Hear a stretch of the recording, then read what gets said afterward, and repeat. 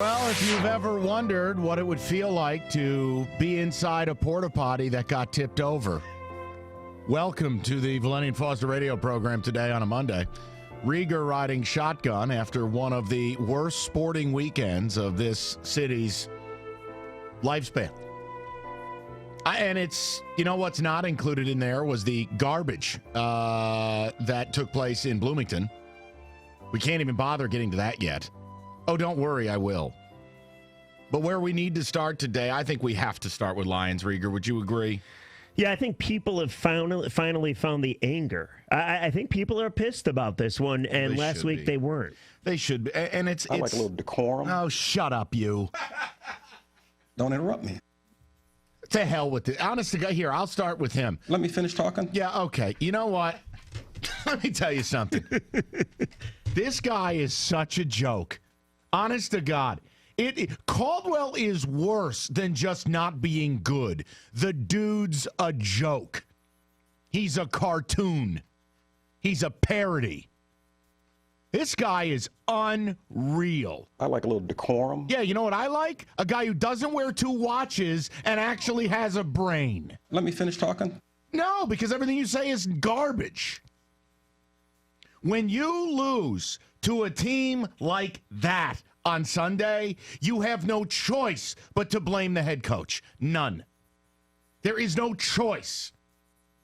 And what frustrates me more than anything else is there are actually people in this city in range of my voice who somehow will be upset with me or think I'm being unfair or even worse and more galling, actually still support this team. The Lions went out and lost a completely inexplicable football game yesterday to a backup quarterback and a fourth-string running back. I think it was fifth, actually. Fifth-string running back. Get it right, Jordan Howard. There wasn't a single football reason they should lose that game yesterday. And they didn't just lose. They were absolutely pathetic along the way. Pathetic. The Bears cannot stay on the football field. They dominated TOP. Bears cannot run the ball. 52 rushes all of September. What'd they do yesterday? Run the football. Brian Hoyer went crazy. Your quarterback, you got receivers running the wrong way. You got Golden Tate, who looked dazed. Golden Tate looked like he was on bath salts after the game.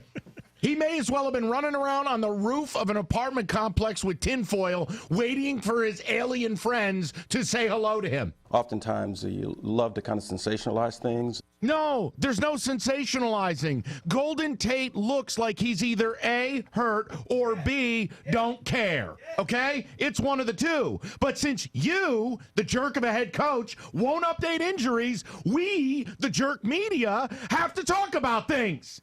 It's not sensationalizing when you don't give up anything. And then when your guy's out there running around like he has no idea what's going on, runs the wrong route, your quarterback is F-bombing him on the field, that's not sensationalizing. That's Lions football. That's common sense. Golden Tate doesn't have 100 yards on the year. What, like, honestly, how dare you say that people are sensationalizing anything? And then the best part is that I know you, the people, don't care, but I do. He treats hardworking people that have a job to do in that press corps, and he treats them like children. I like a little decorum. Yeah, and you know what I like? An adult as a head coach. It's asinine. 3 hours of my life. Be a day far away when I'm dying. I will be dying in a hospital. And I will be begging for those 3 hours back. What a waste. This man should be fired today. I think somebody already said that last week. You did. I said should. He won't be. No. Because this ownership group is another bunch of clueless morons. Do you think Bob Quinn and Jim Caldwell get together and talk about who Martha likes more? No. I think they do. The whole point is this team isn't playing for him. All I have to listen to every day is, well, players really respect him. Oh, man, players love Caldwell. Well, you know what? If you love a guy, that's not how you play. That's not how you do things. Yeah, Eric Ebron really looked like he loved his coach when he was busy committing 2 boneheaded penalties, dropping a ball, and then one of the worst examples of quitting on a play I have ever seen. On a missed blocking assignment, he stood there. Because A, he don't give a damn. B, he's just not smart. And C, he didn't believe his teammate Theo Riddick could, I don't know, do anything.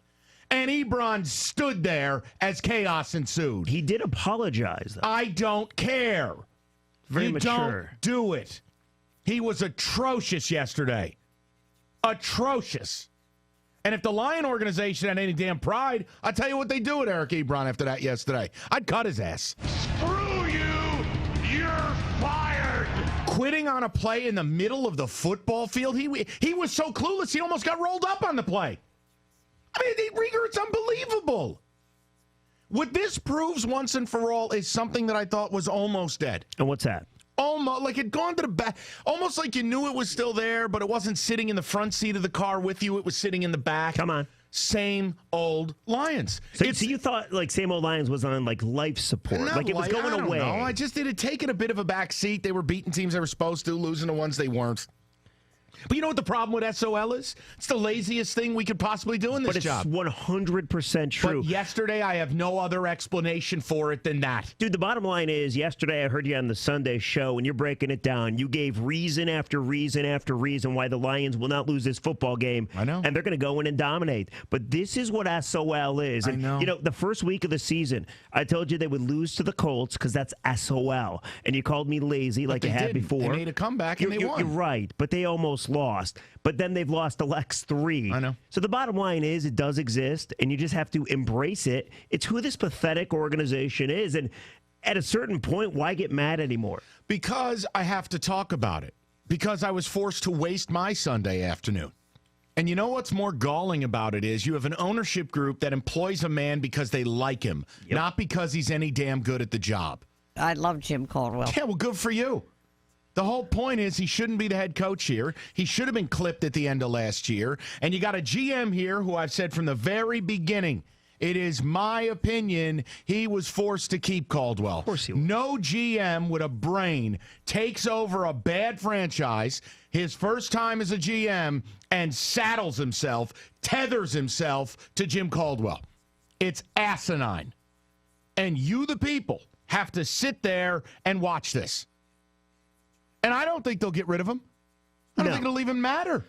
They'll wait to the end of the season, which they'll get rid of him, and then Quinn can go out and hire his own guy. The bottom line, though, is, I mean, this right here, you can't even watch the normal stuff. No. They commit penalties. They're not prepared. You got a coach that has no idea what he's doing. He's no leader of men, and you have to watch them do the unthinkable and go against that defense and see Matthew Stafford throw 2 picks. One was his touchdowns. Fault, one wasn't. That's fine. The bottom line is Matthew Stafford wasn't good enough. The offense, the really defense, none of it. Well, you allowed Jordan Howard to rush for 111 yards on you. Think how dishonest they are, though. They actually, beyond convincing themselves, tried to convince you, the fans, that this offense might be better without Calvin Johnson. Might be good without Calvin Johnson. I mean, they actually fooled themselves into thinking that. Well, can I get an apology?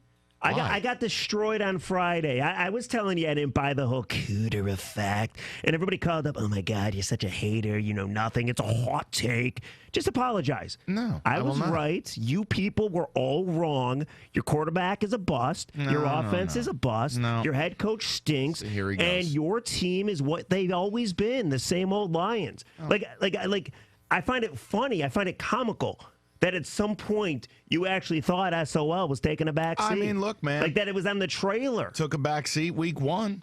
I didn't hear you squawking then. Oh, I knew it was there. It's always there. Okay, well, it's the easiest thing to do to sit there and just say eventually it'll be true. But my point is yesterday was worse than anything anyone could have predicted. 6 offensive points. This wasn't just SOL. This was one of the worst Lions losses in history.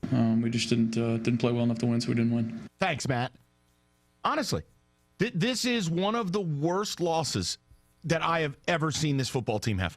Because they not only lost, they didn't even find a stupid way to lose.